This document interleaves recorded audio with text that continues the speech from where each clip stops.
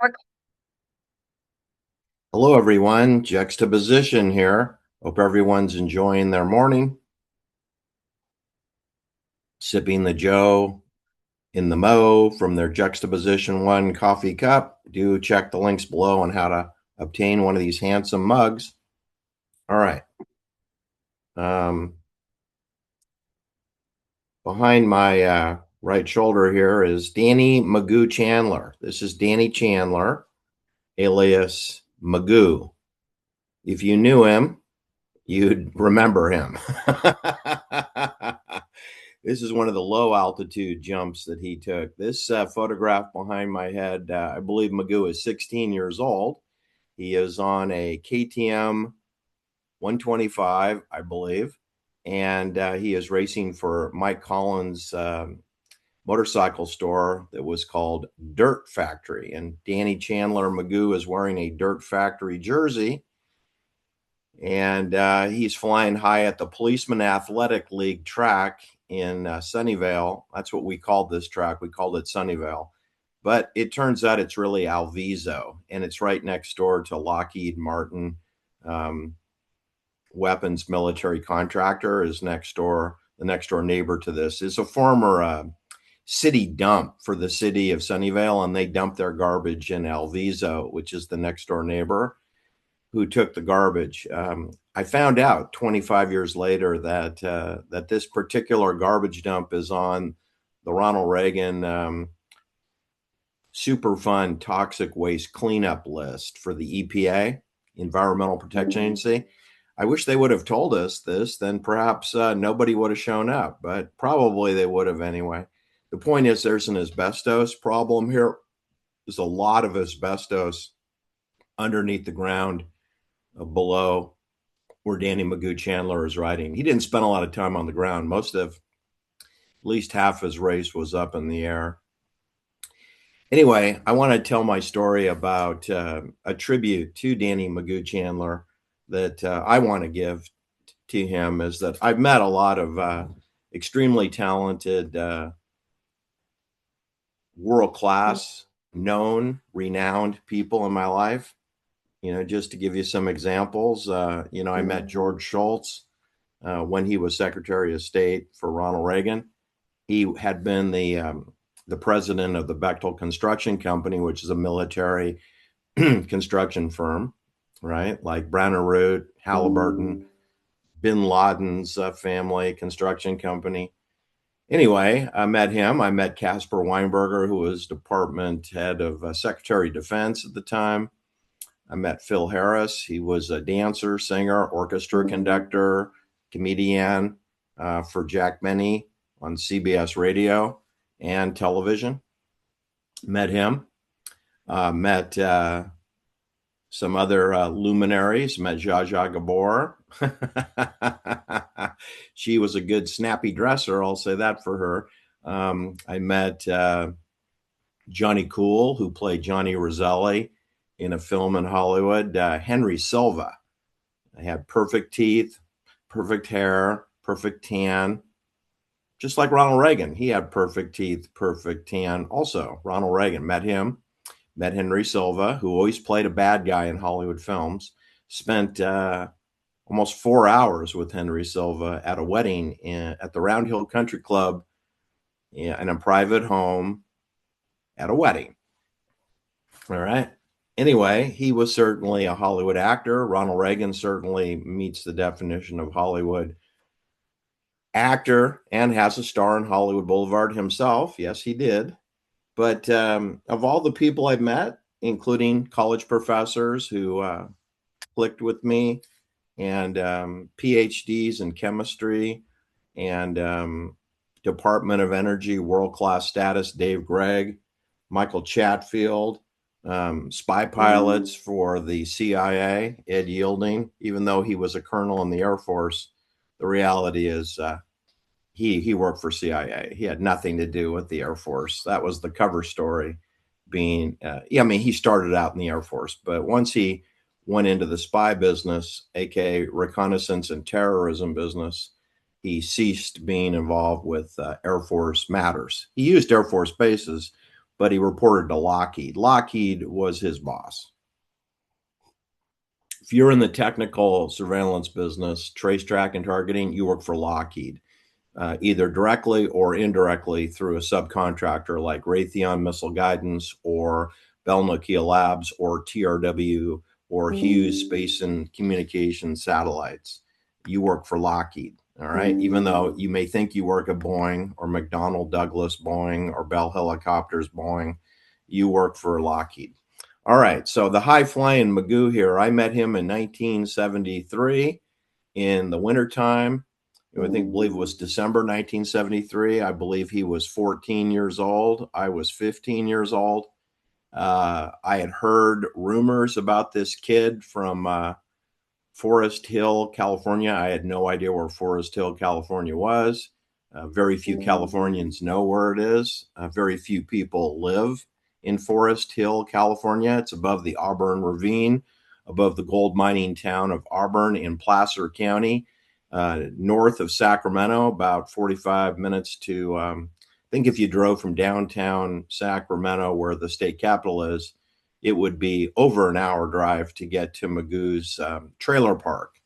You should know that Danny literally is a hillbilly. He's as close a thing to a hillbilly as we have in California, because his trailer that he lived in with his family was 28 miles up Forest Hill Road from the courthouse, the downtown courthouse in Auburn. You have to cross a magnificent bridge over the Auburn Ravine, which was originally scheduled to be a dam, but they never did build the dam. It's above Lake Folsom and Granite Lake area. But anyway, you go 28 miles up the road and you'll come to the little town of Forest Hill, which has a post office box, a liquor store, and a gas station. I think that's it. Those three things. And in that town, there was a trailer park called the Idle Wheels Trailer Park. And that's where Danny Chandler grew up with his mother and father and two sisters. His father's name was Dan, and they called him Big Dan. And Danny was Magoo. He became Magoo at a very early age, I believe from age 5, because he used to crash into things around the trailer park. He used to crash into things like he was a blind, nearsighted Mr. Magoo. So they called him Magoo. And his mother's name was Linda, and he had an older sister who had red hair, so they called her Little Red. Then he had a younger sister who had raven black hair. They called her Blackie. And I believe they had a dog, but I don't know. They had several dogs. But so we have Big Dan, the father. He had a farming accident and had one of his legs amputated at the knee. So he had a fake knee. He had a fake leg below the knee. And he rode motorcycles, and he didn't let the fact that he had a farm accident inhibit him from competing in motorcycle enduros. He didn't do motocross. There were not a lot of motocross races before 1967. There wasn't even a sport of motocross. There was hare scrambles, enduros, cross country, and that's what Big Dan did. Danny Chandler's father did race motorcycles that were promoted in and around the Sacramento County, Placer County area. And Danny didn't show any particular interest in motorcycling. He did go riding with his father a few times and said, "Gee, Dad, are you trying to kill me? Gee, Dad, are you trying to kill me?" And paradoxically, Danny's older sister, Little Red, she was the better motorcycle rider between the three children. The eldest sister was by far the better motorcycle rider when Danny was 4 and 5 and 6 years old. But they did, all the children in the family were given the opportunity to ride motorcycles. You should know back then, that would have been like 1968, 69, 70. There was no mini bikes back then. That was coming. Mini bikes from Honda were coming. But you typically had to use regular size motorcycles and then cut down the seat or lower the suspension so that the little ones can fit on the bike. Anyway, Danny did start riding, I think, at age 4. He wasn't particularly interested in it, but it didn't take long before he found out he was pretty good at motorcycle riding.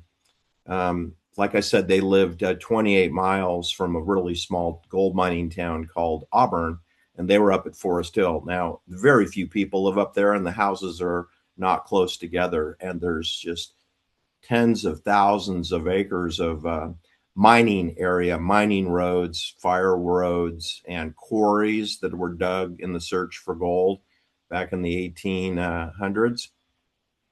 So Danny had really unlimited motorcycle off-road experience. He could ride right from the trailer park, the idle wheels trailer park. This is a huge advantage for him, even though he didn't have the best motorcycle equipment. He didn't have much money. They're living in a trailer park, 5 people, 3 children and 2 adults in a trailer park. This is not ideal for pursuing an expensive sport of motorcycle racing, but they did have unlimited riding areas.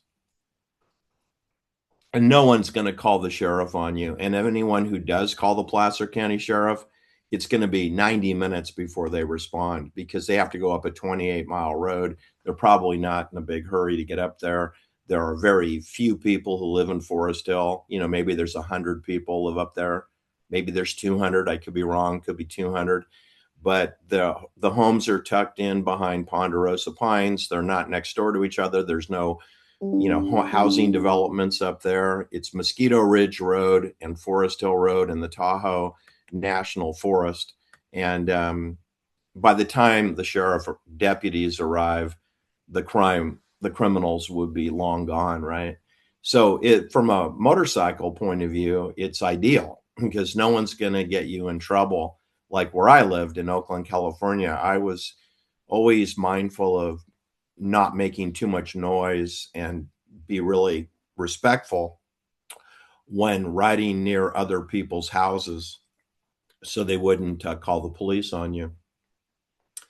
And do make noise where it doesn't matter, like near the freeway, which is already noisy. So I'd heard about this character that there was a little kid, 13 years old, up in the Sierra foothills in California that was apparently very fast, although he was very small. He was probably about 5'4" and 88 pounds at the time of the legend of Magoo. He became a legend, but at the time he was sort of a anomaly.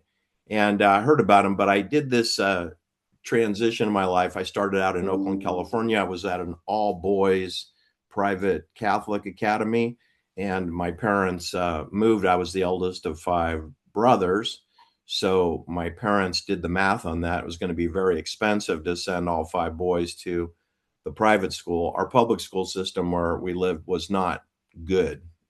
So my parents did the next best thing. They moved to a different county, got into a better public school system, and I transitioned in my sophomore year when I was 14 years old, and we moved to Moraga, named after the Spanish settler who was an officer in the Spanish Army, Joaquin Moraga. He actually had about 6 different first names. Joaquin Moraga, and we moved to Campo Lindo area of Joaquin Moraga land grant area, which was being used for motorcycle competition practice by some people that I befriended shortly upon joining Camp Lindo High School as a 10th grader. I knew one person exactly. There's a huge high school, 1,200 kids, and like 300 kids per class, 4 grades, 9th, 10th, 11th, 12th. And I'm coming in as a sophomore in 10th grade. I knew one person. He promised that he would introduce me to all of his friends. He lied. He never did that. I was completely on my own devices to meet people. Of course, I gravitated to the people who were interested in motorcycling and owned motorcycling. And that was George Llewellyn and Duke Dow, Bob Marks, Mike Chauncey. Those became my immediate first friends as a new person at Camp Lindo High School amongst 1,200 people. So those were my best friends: John Traverso, Duke Dow, Mike Chauncey, Bob Marks. Several of them were already racing motorcycles, and had been racing since 8th grade. So I was happy that several of them had more experience than me, and I could learn from them. Duke Dow and Bob Marks being the two most experienced of the group, and they were the eldest of the group, but they were only juniors. They were a grade above me. And John Traverso would be the third most experienced person. So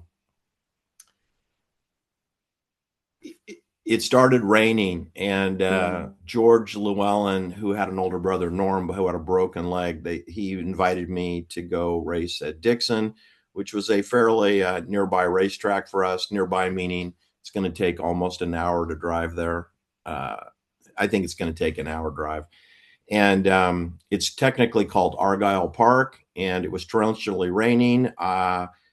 They told me to waterproof my bike. I wasn't really sure what that meant, but I did the best I could, put some plastic bags in and around the air filter, protected the carburetor, put plastic around the carburetor, and we went up there. Now, Argyle Park, Dixon is an old rice field, and when you dump rain on that thing for 48 hours, it turns into quicksand because it's this rice hull dirt combination that they rototill together, and it's normally 2 feet to 3 feet deep loamy soil.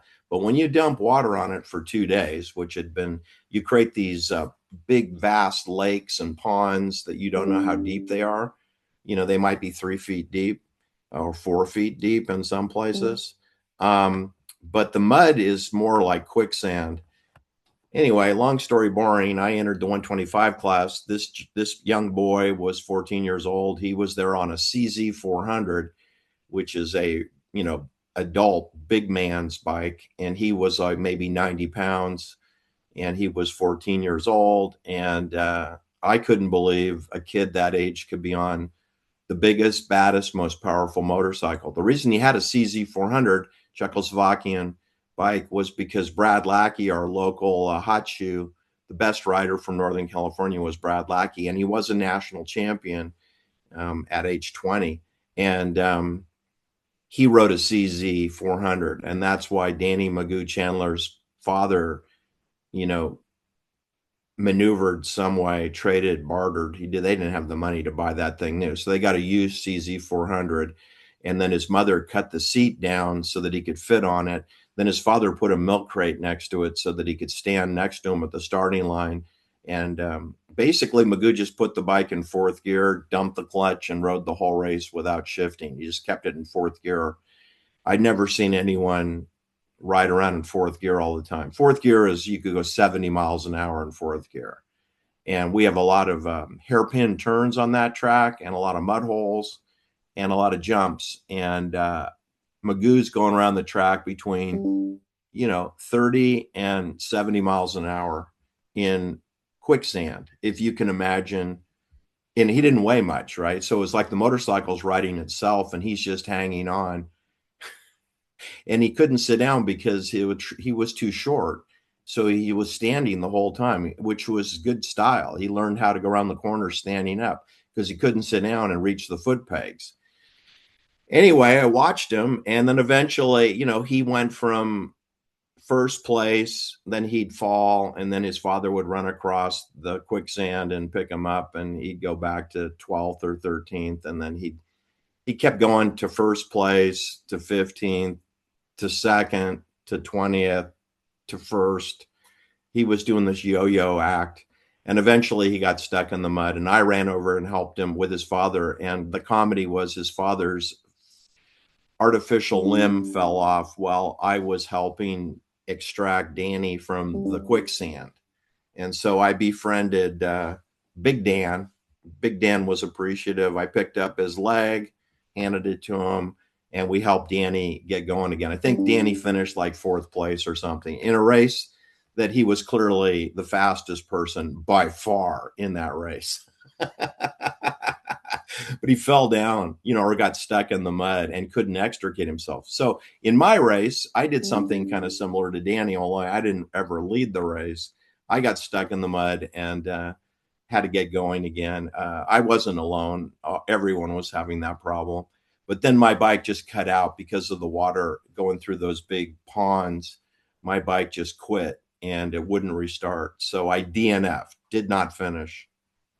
And Magoo ended up DNFing the second moto. So he and I scored the same results in that we got no prizes and we didn't finish. So that was my first experience meeting Danny Chandler. He was friendly to me after that because I helped him out of the mud. But really, it was his father who I spent more time talking to, Big Dan. And I had no idea where Forest Hill was, and I didn't know they lived in a trailer park. I could tell they didn't have a lot of money.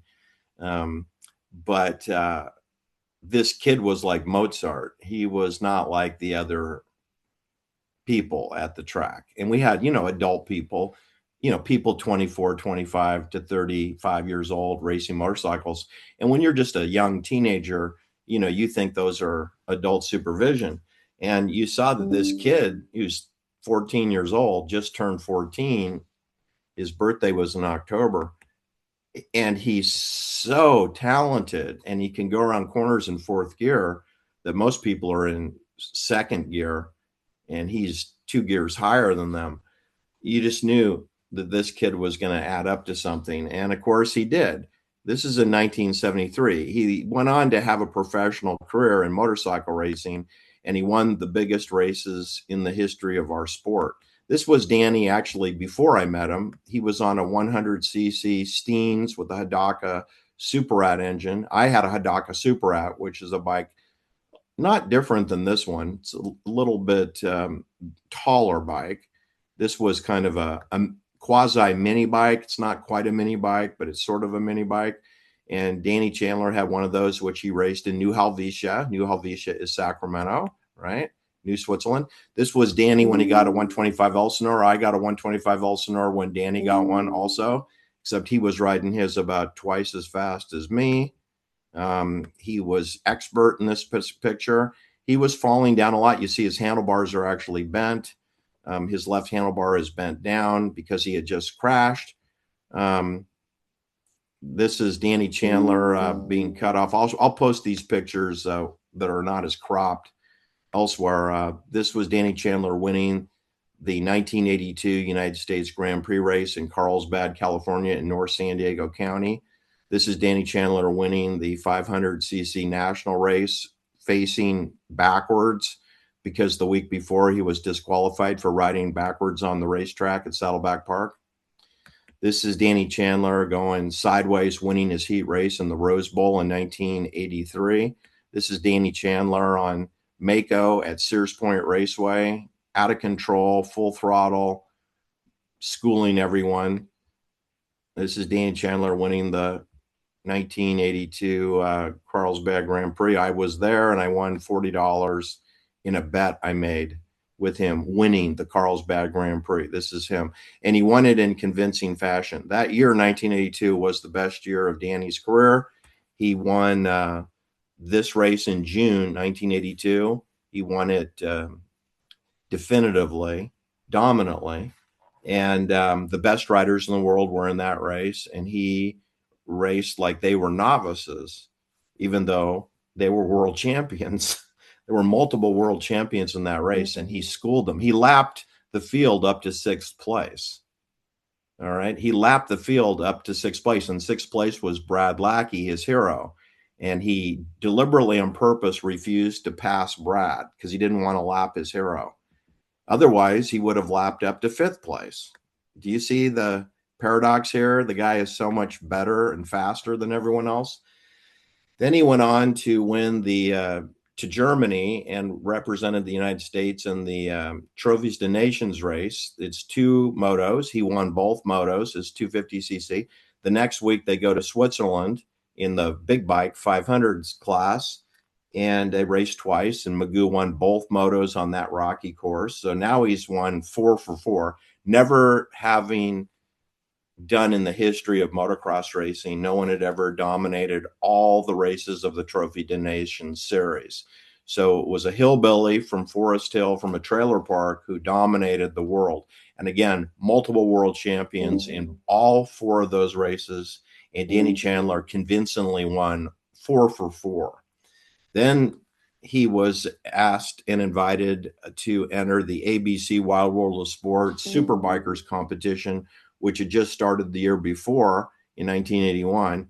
And Magoo was delighted to do that. He did that race. He won that race. It was a very competitive race with Steve Wise, who was the defending champion.